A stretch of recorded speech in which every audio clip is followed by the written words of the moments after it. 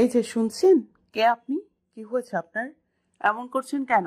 এই যে অর্ধজ্ঞান হারানো অবস্থায় রক্তাক্ত ছেলেটির সম্মুখে বসে পড়ল মায়া। নির্জন রাস্তায় মানুষের চিহ্ন মাত্র নেই, অথচ এমন নির্জন রাস্তায় কপাল ফাটিয়ে রক্তাক্ত অবস্থায় পড়ে আছে যুবকটি।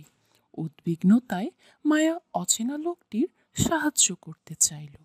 তাই হাঁটু কেড়ে লোকটির সম্মুখে বসে আলতো হাতের লোকটির গাল নাড়িয়ে সজ্ঞানে আনার চেষ্টা করে পুনরায় একই ভঙ্গিতে ডাকল মায়া। এই যে শুনছেন? এই যে ডাকতে ডাকতে মায়া নিজের বাসন্তী রঙা শাড়ির আঁচলটা দিয়ে তৎক্ষণাৎ অচেতন লোকটার কপাল চেপে ধরল, রক্ত পড়া বন্ধ করতে। অস্থির মায়া আবারও ডেকে বলল, এই যে আমাকে শুনতে পাচ্ছেন? কে আপনি? এখানে এইভাবে পড়ে আছেন কেন? আপনি কি একা? আপনার সাথে আর কেউ নেই? এই যে শুনছেন? মায়ার অনবরত ডাকে অর্ধবেহুশ লোকটি নিভে যাওয়া দুর্বল চোখে তাকাতে চাইল। চোখ পড়ল মাথায় লাল হিজাবধারী ঝাপসা একটা মেইলি মুখ। দুর্বলতার রেশ এতটাই যে ঠিকঠাক চোখ মেলে তাকাতে পারল না লোকটা। তবে ঝাপসা চোখ মায়ার উদ্বিগ্নতা দেখে অস্পষ্ট স্বরে ঠোঁট নাড়িয়ে কে যেন আওড়াতে চাইলে মায়া সেটা বুঝতে পেরে তৎক্ষণাৎ মাথা ঝুঁকে কান পাতল লোকটির সম্মুখে। অচেনা লোকটি নিভে যাওয়া দুর্বল গলায় বলতে চাইল, আমার মিষ্টি প্রয়োজন। আমাকে একটু মিষ্টি জাতীয় কিছু দিন, মিস। লোকটির অস্পষ্ট স্বরে কথাগুলো মায়া বুঝতে পেরে মাথা তুলে তাকালো লোকটির দিকে। বেশ অদ্ভুত লাগলো লোকটিকে মায়ার কাছে। মাথা ফাটিয়ে রাস্তায় পড়ে আছে, নিজের জীবন মরণ সমস্যা নিয়ে সেদিকে লোকটার খেয়াল নেই, অথচ সে সব চিন্তা না করে মায়ার কাছে এই অসময়ই মিষ্টি চাইছে। মিষ্টি দিয়ে কি করবে এই লোক? মায়া তখনও বুঝল না হঠাৎ লোকটির মিষ্টি চাওয়ার কারণটা। তাই শাড়ির আঁচলে লোকটির কপাল চেপে রেখে আগের ন্যায় বলল মায়া, মিষ্টি? মিষ্টি দিয়ে কি করবেন আপনি? আপনার কপালে যে অবস্থা, আপনাকে দ্রুত ডক্টরের কাছে না নিলে আপনি আরো অসুস্থ হয়ে যেতে পারেন ভাইয়া। আপনাকে সাহায্য করতে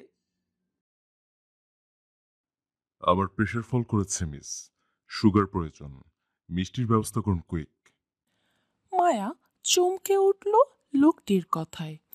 সুগার সমস্যা মায়ার বাবারও হয় মাঝে মধ্যে, তখন হাতের কাছে মিষ্টি প্রয়োজন হয়। মায়া দ্রুত নিজের কাঁধের ছোট্ট পার্সটা ঘেটে একটা কিটক্যাট চকলেট হাতে নিল। চকলেটের উপরের কাগজটা ছাড়িয়ে দ্রুত এক টুকরো চকলেট লোকটির মুখে তুলে দিয়ে চকলেটের উপরের কাগজটা ছাড়িয়ে দ্রুত এক টুকরো চকলেট লোকটার মুখে তুলে দিল। আজ মায়ার 16তম জন্মদিন। বড় ভাইয়া আরিফের সাথে জন্মদিন উপলক্ষে ঢাকায় এসেছিল ঘুরতে।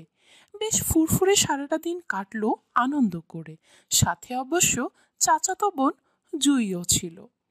এই যে অচেনা লোকটাকে মায়া নিজের চকলেট খাওয়াচ্ছে, সেটাও জন্মদিনের উপহার পাওয়া চকলেট ছিল মায়ার। আরিফ দিয়েছিল মায়াকে আজ। এতক্ষণ যাবৎ মায়া আরিফের সাথেই ছিল। দিন গিয়ে সন্ধ্যা হওয়ার দরুন সবাই পুনরায় ব্রাহ্মণবাড়িয়ার উদ্দেশ্যে ফিরে যাচ্ছিল বাসায়। কিন্তু পথিমধ্যে হঠাৎ আরিফের বাইক চলতে চলতে থেমে যায়। তারপর তারপর আরিফ গাড়ি চেক করতে গিয়ে বুঝল গাড়ির তেল ফুরিয়ে গেছে, সাথে গাড়ির টায়ারও পাঞ্চার। এই জন্য মূলত আরিফ বিপাকে পড়ে আর ব্রাহ্মণবাড়িয়ার উদ্দেশ্যে যেতে চাইল না, বরং ঢাকার পার্শ্ববর্তী এলাকায় থেকে গেল এবং আশেপাশে খোঁজ করে একটা হোটেলের দুটো রুমও বুকিং করলো, একটা নিজের জন্য, অন্যটা জুই আর মায়ার জন্য। হোটেল থেকে খাওয়া দাওয়া করে বেশ রাতে বোনদের নিয়ে পার্শ্ববর্তী মার্কেটে বের হয়েছিল আরিফ। অল্প স্বল্প কেনাকাটা করতে, কিন্তু মায়া কিভাবে কিভাবে যেন তাদের হতে ছুটে যায় এবং এই অচেনা লোকটির খপ্পরে পড়ে যায় সাহায্য করতে। তারপর থেকে মায়া আর বলতে পারছে না সে কোথায় আছে আর এই অচেনা লোকটিই বা কে। মায়া লোকটিকে পরপর বেশ অর্ধেকটা চকলেট খাওয়ানোর পর লোকটা খানিকটা স্বস্তির হয়। বড় বড় নিঃশ্বাস ফেলে মায়ার কোল ঘেঁষে শরীর ছেড়ে দেয় দুর্বলতায়। মায়া চমকালো, ভরকালো, হতবিহ্বল হয়ে গেল লোকটির হঠাৎ কাণ্ডে। জড়তায় সিটিয়ে শিরশির করে উঠল শরীর মন। কম্পনের দেখা মিলল ওর ছোট্ট শরীরে। মায়া কাপা কাপা হাতের ফের লোকটির মাথায় শাড়ির আঁচলটা ভালো করে চেপে ধরে বলল, এই যে শুনছেন ভাইয়া, আপনার ফোনটা দিন না। আপনারা আমার বাড়িতে ফোন করে জানিয়ে দিই যে আমরা বিপদে পড়েছি রাস্তায়। আমাদের যেন তারা জলদি জলদি এসে এখান থেকে নিয়ে যায়। বাইরের আবহাওয়া ভালো নেই, দেখুন না কিরূপ ঝড় ঝাপটার বাতাস বইছে আশেপাশে, হয়তো যে কোনো সময় তুফান আসতে পারে। তাই দ্রুত আপনার ফোনটা আমায় দিন না প্লিজ, বাসায় কল করব। লোকটির কান অবধি পৌঁছালো না মায়ার কথাগুলো। দুর্বলতায় চোখ বন্ধ করে পড়ে আছে মায়ার কোলে। মায়া নিজের অবস্থানের কথা চিন্তা করে ঠোঁট ভেঙে উঠে কান্নায়। আচ্ছা মতন ফেঁসে গেছে সে। না নিজের একটা ফোন আছে, আর আর না লোকটা কিছু বলছে। এদিকে এদিকে রাতটা অনেক বেশি হয়ে গেছে। তার উপর আবার আকাশের অবস্থাটা বেশ খারাপ, যে কোনো সময় আকাশ ফেটে বৃষ্টি নামলো বলে। আবহাওয়া বেশ ভালো নয়। প্রবল বাতাসে ফুটপাতের ধুলো পর্যন্ত গোল গোল ঘুরছে। এমন তো অবস্থায় মায়া চোখে মুখে অন্ধকার দেখছে অচেনা লোকটিকে নিয়ে এই মাঝ রাস্তায়। মায়ার প্রবল কান্না পেল অসহায়ত্বে। সে নিজেও এই শহরের রাস্তাঘাট চেনে না। বর্তমানে যেই জায়গায় মায়া বসে আছে সেই জায়গাটারও নাম জানা নেই ওর। মায়া কিভাবে কি করবে বুঝতে পারছে না আপাতত। শূন্য মস্তিষ্কে অসহায়ত্ব প্রকাশ করে ঠোঁট ভেঙে এবার কেঁদেই ফেলল।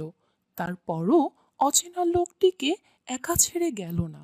মায়া চলে যেতে চাইলেও সেই রাস্তা বন্ধ, কারণ এখানের কোনো কিছুই মায়ার পরিচিত নয়। দেখা গেল এই লোকটাকে রাস্তায় ফেলে সে চলে গেল, কিন্তু কিছু দূর যেতেই আরো বড় কোনো বিপদের সম্মুখীন হয়ে গেল। তখন মায়া কি করবে? ভয়ার্ত মায়া মুখ তুলে আশপাশ পর্যবেক্ষণ করল। আপাতত আশেপাশে কোনো মানুষের চিহ্ন পর্যন্ত দেখা যাচ্ছে না যে কারোর কাছ থেকে সাহায্য চাইবে ও। অসহায় মায়া লোকটির কাঁধ চেপে কোনো মতে ধরে বসাতে চাইলে দুর্বলতায় লোকটি ফের নেতিয়ে পড়ল মায়ার কাঁধের ওপর কপাল ঠেকিয়ে। অদ্ভুত শিহরণে মায়ার কিশোর মন কেঁপে উঠল। কাপা কাপা হাতের মায়া লোকটির বাহু ধরে বলল, এই যে ভাইয়া, আমাকে শুনতে পাচ্ছেন? আপনার ফোনটা কোথায় বলুন না প্লিজ। তৎক্ষণাৎ শোনা গেল লোকটার মৃদুস্বরের ধ্বনি। দ্রুত কোনো সেফ জায়গায় চলুন মিস, নয়তো বিপদ আমাদের সন্নিকটে। এই এরিয়াটা ভালো নয়।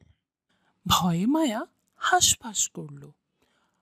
মনে কিছু সাহস জুগিয়ে অচেনা লোকটিকে ধরে উঠাতে চাইল, কিন্তু বলিষ্ঠবান লোকটির ওজনের সঙ্গে পারল না মায়া। ধীমের হাঁপিয়ে উঠল লোকটিকে দাঁড় করাতে গিয়ে। সেই সঙ্গে উঠতে গিয়ে নিজের পায়ের পাতায় নিচে পড়ে শাড়ির কুচিগুলো খুলে গেল তরতর করে। আতকে উঠে তৎক্ষণাৎ মায়া বাম হাতে খুলে যাওয়া শাড়ির কুচিগুলো ধরে এলোমেলোভাবে পুনরায় কোমরে গুজল। লোকটাকে ধরে দাঁড় করাতে গিয়েও মায়া আরেক ঝামেলায় পড়ে গেল। যখন দেখল মায়া হাইটে লোকটির কাঁধ সমান হলো, তখন তারপর আবার লোকটি ওজনও মায়ার সাধ্যের বাইরে ছিল। এত বড় মানুষকে কিভাবে মায়া কাঁধে ভর দিয়ে সামনে এগোবে যদি সে লোকটিকে পুরোপুরি নাগালি না পেল। অসহায় মায়া এবার বেশ ছুটে কান্না পেল। আর একটু লম্বা হলে কি এমন হতো? অন্তত লম্বা জোরেই না হয় এই লোকটিকে এই মুহূর্তে ঠিকঠাক সাহায্য করতে পারতো।